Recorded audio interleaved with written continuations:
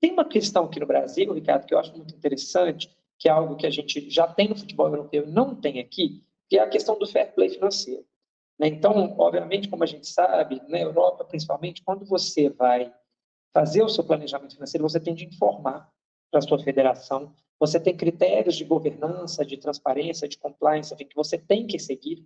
Então, por exemplo, em diversos países na Europa, o seu gasto com folha de pagamento só pode ser 50% do seu orçamento, porque você vai ter outros gastos, seja pagando a comissão dos agentes, seja fazendo investimentos em melhoria de estrutura física, o que é que seja. Aqui no Brasil já existe a discussão sobre fair play financeiro, mas nós não temos nada de concreto ainda, o que é um grande desafio. Então, os clubes eles gastam esses valores, muitas vezes para dar satisfação a esse shareholder informal, que é o torcedor, né? Então, esse síndico aí, ele vai precisar dar satisfação para uma infinidade de moradores, e às vezes, sim, acontecem, eu não estou falando de nenhum desses 4 clubes em específico, mas às vezes acontece desse síndico, em vez de talvez tirar o mofo e consertar a rachadura na parede, ele prefere fazer o parquinho das crianças, o que é que seja. Né? Cada caso é um caso, obviamente, e como eu disse, alguns desses clubes que você mostrou têm finanças muito saudáveis. Mas, de maneira geral, me parece que seria muito importante a gente ter aqui no Brasil uma determinação, a gente caminhar um pouco mais com o tópico do fair play financeiro, para a gente ter certeza que as contratações estão sendo feitas num ritmo de responsabilidade, para que depois você não tenha, por exemplo, inadimplemento salarial, para que você depois não tenha inadimplemento com relação aos agentes que levaram esses jogadores. Né? Infelizmente, no Brasil, a gente vive, de novo, não estou falando desses 4 clubes necessariamente, mas a gente vive um quadro muito grave de inadimplemento dos agentes. Né? Então, os clubes contratam jogadores e não pagam a comissão dos agentes. Alguns desses que estão aí nesses 4 são extremamente pontuais. Né? Eu vou dar um exemplo elogiando o Flamengo, por exemplo, um clube extremamente pontual com as obrigações dele, Palmeiras também. Então, assim, a questão para mim não é o tanto que você gasta, é o tanto que você arrecada e é como você planeja as suas finanças. Eu creio que, bom, nós estamos falando, esses 4, por exemplo, são clubes que têm fontes de dinheiro muito grandes hoje em dia, né? Mas o futebol brasileiro não é feito, obviamente, dos clubes mais ricos da Série A. Né? Ele é feito, na maioria das vezes, de um clube que não tem tanto recurso assim. Então, para mim, como um quadro geral, é importante que a gente tivesse um pouco mais de planejamento. É claro que é importante você dar satisfação para a torcida, trazer um ídolo que a torcida quer, você é feito também de torcida, a torcida é importantíssima, até porque o sócio-torcedor é uma das maiores fontes de receita dos clubes de futebol. Né?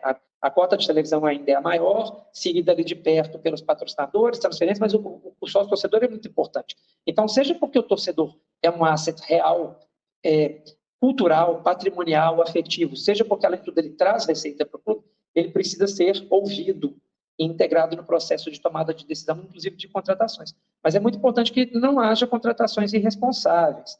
De novo, estou falando como um quadro geral. Né? Então, seria muito interessante que a gente caminhasse, aí falando de futuro, né? É muito importante que a gente tenha como visão de futuro forçar, reforçar, intensificar a discussão sobre a necessidade da implementação efetiva do fair play financeiro. Porque aí sim, você tem um orçamento? Ok, qual é? Então, você está me dizendo que você vai gastar 60 milhões esse ano com contratação. Você não pode gastar mais que 60 milhões, que é o que já acontece na Europa. Já que a gente adora o modelo europeu do futebol, e tem que adorar mesmo, porque ele é muito bem feito, então vamos copiar as boas práticas. E, para mim, o fair play financeiro é uma das melhores. E aí eu te pergunto, esse fair play financeiro está sendo debatido de verdade? Porque essa é uma questão, alguns falam em teto de salário, né?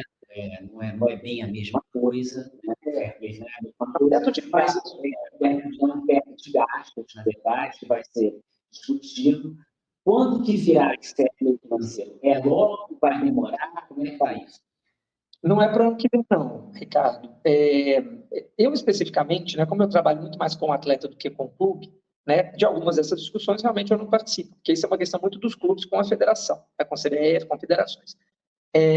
Mas, assim, do movimento que eu conheço, do que eu estou presenciando, ainda que tangencialmente, como eu acabei de dizer, eu não participo diretamente dessa discussão, ela não me compete, tem muitas outras que sim, essa não, mas do que eu vejo, essa conversa ela está mais lenta do que ela deveria estar. Então, não é algo para o ano que vem. Eu ouvi recentemente que é algo para daqui a 2, 3 anos, e se for isso, eu já vou achar excelente. Mas eu acho que ela precisa ser intensificada. Né? É claro que os clubes, eles hoje, depois a gente pode falar com calma nesse assunto, muito da energia dos clubes está sendo voltada para a questão das ligas, e elas são extremamente importantes, podemos falar disso. Então, a impressão que eu tenho até que a conversa do fair play financeiro ficou para um segundo plano, porque tem agendas mais relevantes hoje, como, por exemplo, a agenda das ligas. Não é uma conversa que está abandonada, mas a minha sensação é que ela deveria estar mais intensa.